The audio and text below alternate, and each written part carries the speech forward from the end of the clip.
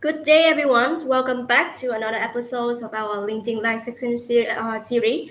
My name is Jamie. I'm currently head of the Marketing and Communication at South Asia, and it is the pleasure for me to host this LinkedIn Live sections with the topics of getting started in ASEAN's the first steps for ambitious business. So today, joining with me, we have the board of the management at the South Asia. We have our CEO, Mr. Thierry Mermet, and we also have our COO, Mr. Zachary Blondeau, joining with us today.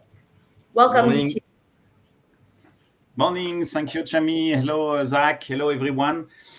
So I'm Thierry. I arrived in Vietnam in 1999, and I created Source of Asia in 2007.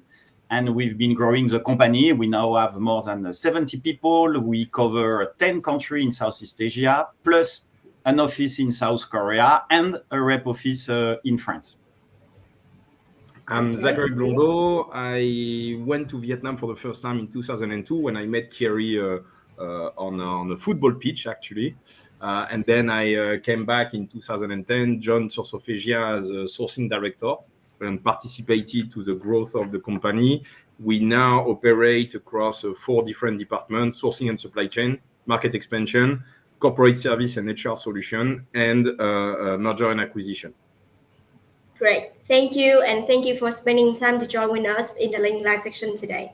So, Thierry, to start, can you share with us why, according to you, why ASEAN is an attractive region for foreign business to looking for a chain to grow, to develop, or to even expand their business in these regions? Is that the reason why that you choose this region to establish South Asia in the first hand? That's a great question to start with, Chami. Actually, I would love to explain that, back in 1999, I had the vision that Southeast Asia and Vietnam would grow tremendously, and that's why I moved there. But actually, that's not the reality. I was mainly very lucky to pick up the right place at the right time. And indeed, the region has witnessed an incredible growth. For instance, on average, the yearly GDP growth in all these countries has been above 6% for the last 20 years. There are actually few rationales behind this incredible economic journey of the region. Number one, it's a very peaceful and stable region, which attracts a lot of FDI. For your information, the foreign direct investment flowing into Southeast Asia has been higher than the one in China since 2020.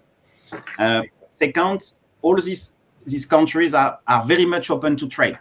For instance, Vietnam, they signed 18 foreign trade agreements with different countries. Population is young, dynamic, optimist. They are willing to buy product. So there is a big rise of middle class. And at last, it's a very well-educated and very competitive labor force. It can be up to a third only of the Chinese cost for the equivalent position. And keep in mind, when you come to this region, you have great opportunities in terms of sourcing and supply chain. And at the same time, you have great opportunities for market expansion. I see. So I see there is a lot of reasons why this one is attractive. But personally, to you, is there any the key one that help you to decide, okay, this region is for your company, and is there any special how can I say it, points that you choose Vietnam is the headquarter for your business? Question for me still? Yes. Okay. So if you point a bit on Vietnam, yes, there are few reasons why you can pick up Vietnam. I think mainly it's because of the 100 million people. Again, average, it's about, I think, 30 years old population. They are very well connected. They are looking at what happened in the world. And they are, again, Vietnam has been doing great because they are working on 2 legs. On one hand, it's all about industry. So Vietnam is currently exporting a lot of product everywhere in the world.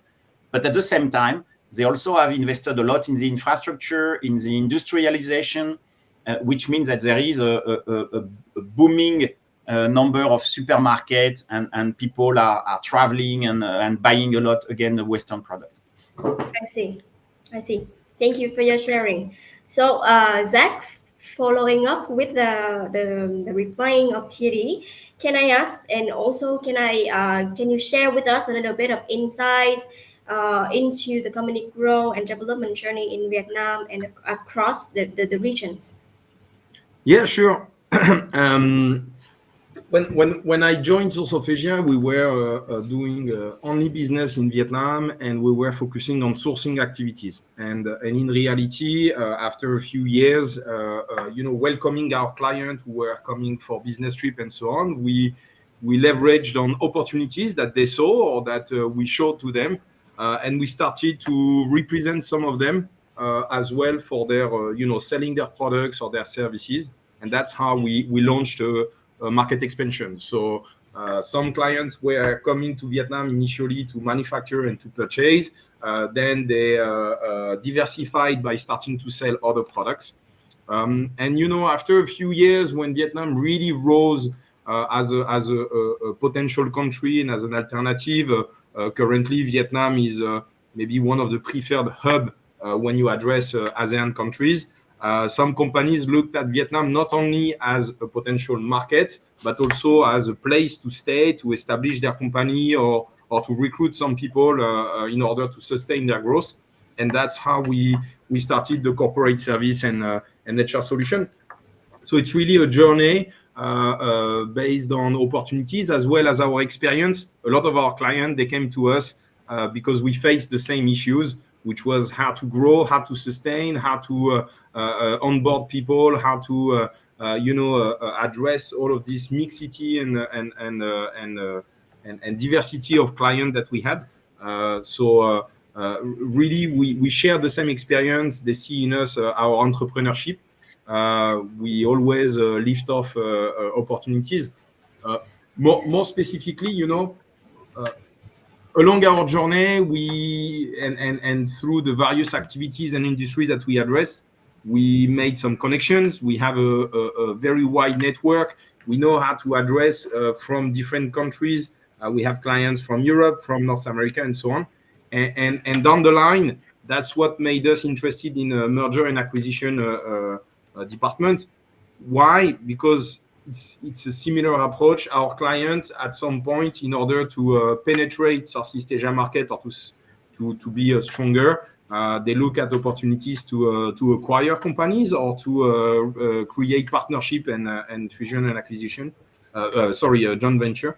So we were the right partner to help them to identify, qualify, and start lobbying towards a potential target.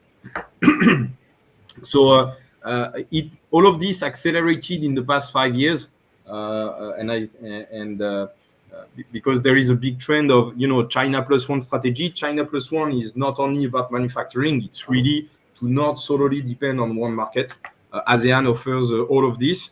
So we are happy now to moving from Vietnam to expand to Southeast Asia for the past 10 years. And more recently to South Korea, because there are as well strong connections between the two regions. Yes, thank you, sir, for sharing these ones. And Thierry, you have any further input on this part, especially for the South Korean opening recently of our company? Yeah, so Zachary mentioned quite a lot of things, and it's true that for the last 20 years, the region has been offering a lot of opportunities. I believe the vast majority of Western companies can find a market share in one of the Southeast Asian countries and South Korean countries. That's why we opened an office there, because first, there is a huge flow of investment and company moving from South Korea to Southeast Asia. A lot of industry and a lot of market to sell their product.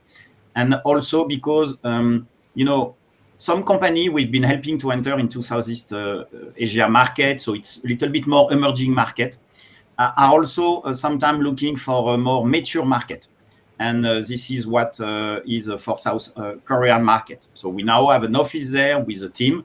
And actually, I guess we now have more than half of the mission we conduct for our customer, which are dedicated not only to one country, but to 2 or 3 countries at the same time.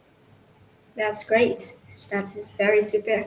So during the whole journey, is there anything that make you proud of, and it make you feel appreciation during the journeys of South Asia, growing and developing until now?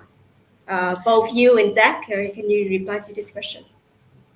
Which make us proud. Yes, exactly. Okay. What makes me the most proud is when I see my people, my staff, people I hired in a company, usually young people. Most of them that was like their first job. And when I see them growing, learning a lot of things, traveling to a country where we have our customer, getting responsibility, I'm very proud of this because I think it goes really in parallel with the opening of the country and the fact that people are very, hardworking, motivated, and willing to travel and connect with the world. So Thierry stole my line, so now I have to find another reason why I'm proud. But actually, I will give a slightly different version. I'm also very proud when I see customers coming to us spontaneously and telling us about how great our team is, not only in terms of performance, expertise. They appreciate the expertise, but I believe they also appreciate the way, the mindset behind it, and the way the team, address those issues as if they were their own. So that's a part of our DNA. Whenever a client spontaneously call us and tell us, your team is great, it's very warm and very appreciated on our side. So that's when I'm the proudest.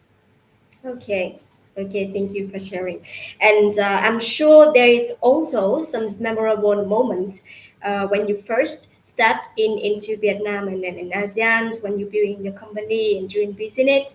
So Zach and Thierry, can you share with us a few stories? Yes.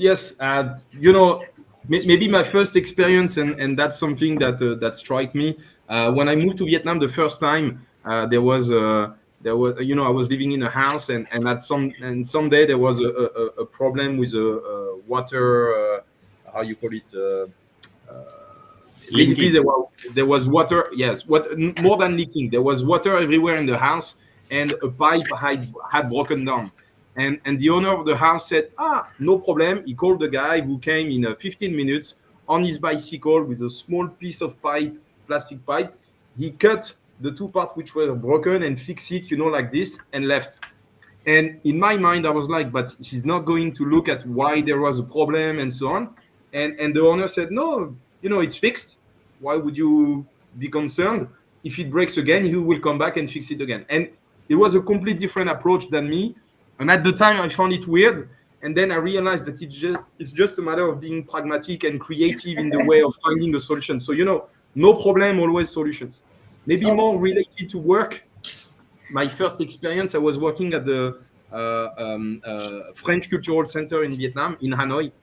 And anytime there was an event organized, we had to go through 7 approval from the Ministry of the Culture, from the People Committee, from the police, as well as from the Garbage Committee of the district.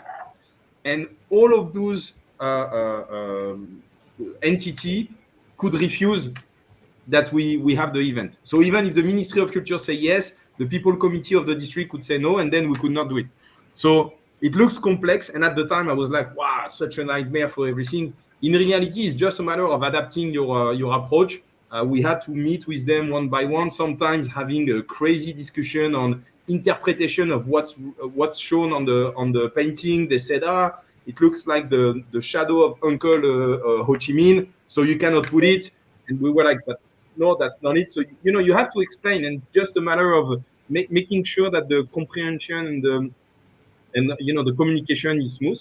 So it was a very very learning experience for me to make the bridge between 2 cultures and 2 approaches. Wow, it's such a Interesting stories. What about you, Thierry? Yeah, I have one I remember. So that was quite at the very beginning of year 2000. So I was in Vietnam like for a few years only. And in Vietnam, when you are about to sign a contract, you usually celebrate in a restaurant.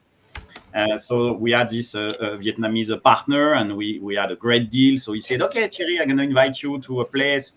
I thought we're going to go to a very basic restaurant somewhere, but then we travel for half an hour going out of Hanoi and so on, and then we arrive in the Snake Village. So I was like, okay, a snake village. I had been in Africa before, so I eat snake already, I know. But then that was not only about eating snake. Is that so? We had to choose a snake. They open the snake, they take the heart of the snake, and then they put it in a glass with a little bit of alcohol and giving to me and saying, okay, Thierry, you have to drink all in a row, the alcohol and the heart, because this will give you great success and you're going to live to more than 100 years old. So I did it. And so we'll see in 50 years if it's gonna work over 100 years old. I So think you it have will work. in Asia when you do business. All right, very interesting. Thank you for sharing. So right now we're moving to the next, the section two, where we're talking about some strategy and tips entering the ASEAN market. The next question is, Thierry, can I ask why is understanding the ASEAN market is very crucial for business who looking for to expanding and growing their business here? Okay, so it's very important because some people consider Southeast Asia, ASEAN, as one single market, like one single country. So yeah, it's a nice economic bloc. It's going to be the fourth economic bloc behind US, China, and India within the next 10 years. But at the end, it's made of 10 different markets, then 10 different countries. And you cannot enter each of them the same way. If you decide to start in Singapore, the strategy is not at all the same as if you decide to enter into with Cambodia. Overall, to find the right data is complicated. To identify the right decision maker is tough. And even when you have your business partner and you start a relationship, you need to keep a strong involvement. What we say at Source of Asia is you need to keep on supporting and controlling your distributor or business partner even after you sign the agreement with him. Great, great. And what about you, Zach? What do you think about this one? Yeah, I also think it's important that as a company who wish to enter in ASEAN, that you look first at really defining, what are your objectives, what are your goals, a certain idea of timeline, milestone. As Thierry said, it's not easy, so you have to consider that there will be potential setbacks, and defining your goals might help as well to defining which country to address the first. After, it's all about preparation. So knowing about your company, what are the strengths of your company, your organization, your capacity to address certain topics and so on. Then from there, evaluating what are the best markets, or at least which country to focus on first. Even if you address the entire region, it's great to start with one. More importantly, it's the ability, to select local partners, not only in terms of business, but also in terms of relations, network, having, a special expert on certain fields that will cover the potential weaknesses you have in your company. And more importantly, in the next, phase, to be patient, to be open-minded. I mentioned about, the French Cultural Center, and I think that helped me throughout my entire journey in ASEAN, which is to look at things differently than what I would a few years back, and to accept that potentially there are different mindset, various point of view to a situation, and therefore to get help, to get local experts explaining to you, supporting you in addressing those issues. I see, I see. So you mentioned about the local experts, and I think it's also I agree with you on this one. It's very important. That's why I think, Thierry, if you agree with me, that's why we are building up our services. one-stop services, and we want to make it flexible and overall so that we can assist our clients in different kind of requests and how can I say requirements from for their project emissions, right? Yeah. Yeah, right. It's, Zachary mentioned a lot about preparation, which is a key. The second key is all about execution. And, at Source of Asia, we have actually very few standard offer or, like on-the-shelf services. We always prefer to adapt, to customize the offer to the exact need, depending on your product, your market, which country of Southeast Asia you want to enter in. And also depending on your company organization, your resource, and what is your level of maturity to go abroad. So that's our ambition. It's to make it very brief, it's to be your one-stop shop service provider. I see. So that will bring us to our next section, which is building a successfully partnerships. So Zach, can I ask why the local partnership is critical when navigating the ASEAN's market? I mentioned earlier, but having local experts, local partners will allow you to address all of the aspects, all of the complexity of penetrating or sustaining or adapting to ASEAN market. The two things to consider, Thierry mentioned earlier, each country in ASEAN is different. So you have different organizations, different public sector, different private sector, different even infrastructures and network of association. The second thing is those countries, they grow super fast, therefore they evolve super fast. If you take Vietnam, for instance, the manufacturing landscape has shifted for the past 5 years due to China Plus One, due to relocation of some manufacturing and so on. So having local experts, it gives you on-spot information, insights, ability to quickly shift or change your strategy in the event that it requires. So never underestimate, plus especially in Asia, people are connected. They like to connect, they like to meet face-to-face, to have interaction. There are a lot of networks, there are a lot of events and so on. And having a pool of experts, a pool of partners allow you to strengthen your position in the region. More importantly, as I said, to adapt and to be successful. That's something that we have done at Source of Asia for many years, and honestly, we are super proud to be a part of several networks and to continue to collaborate with our partners on a daily basis. Thank you. Very insightful.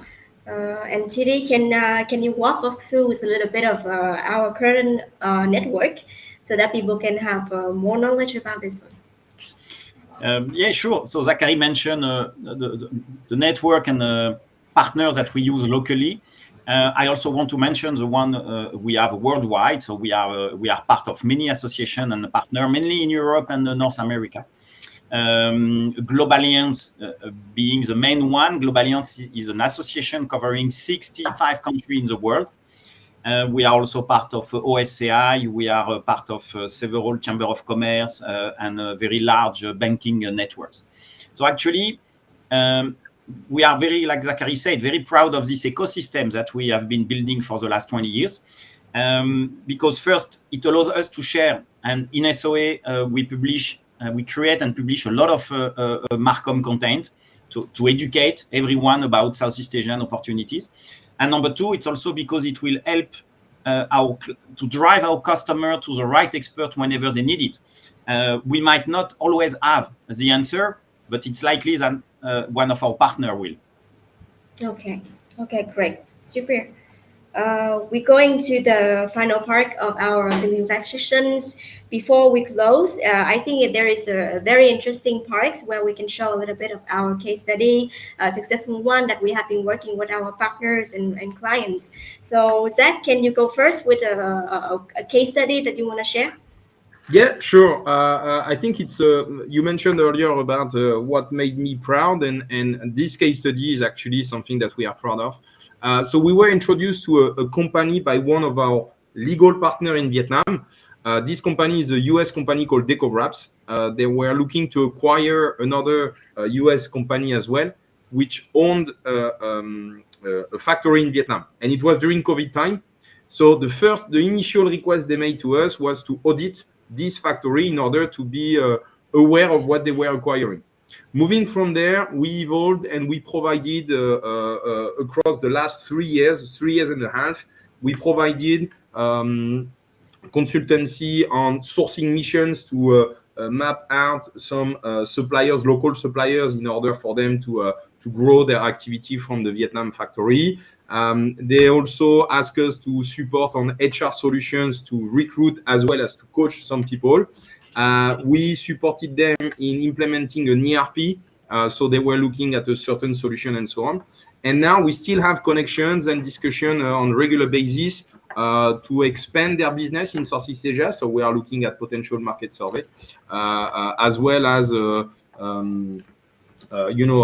extending their sourcing. So there are many things that we do with them.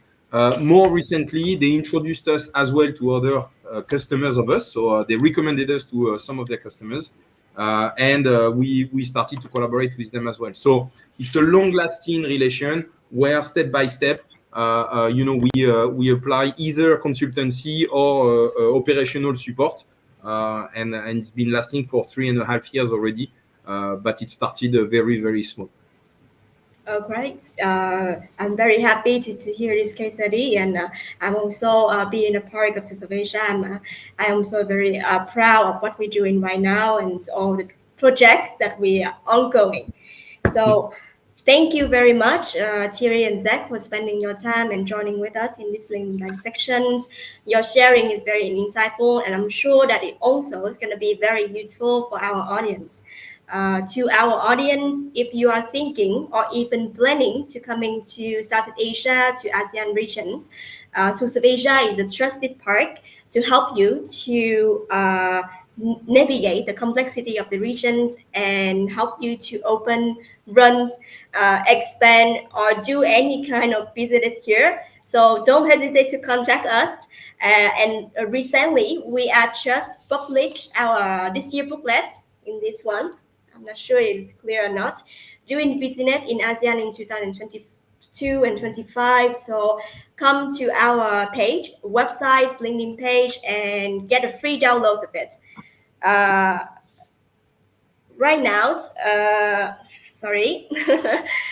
Thank you again, Thierry and Zach. Do you have any final word before we close in this live section? Yeah, we have our slogan in Source of Asia is "We are here to get you there." So you have no reason not to come and discover these incredible countries, Southeast Asia and South Korea. So we are waiting for you.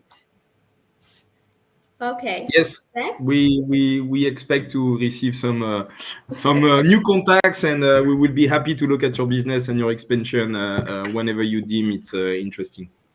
Great. Have a nice day, everyone. Thank you. Yes, have a nice have a good day. Thank you, Tammy. Thank you, Thierry.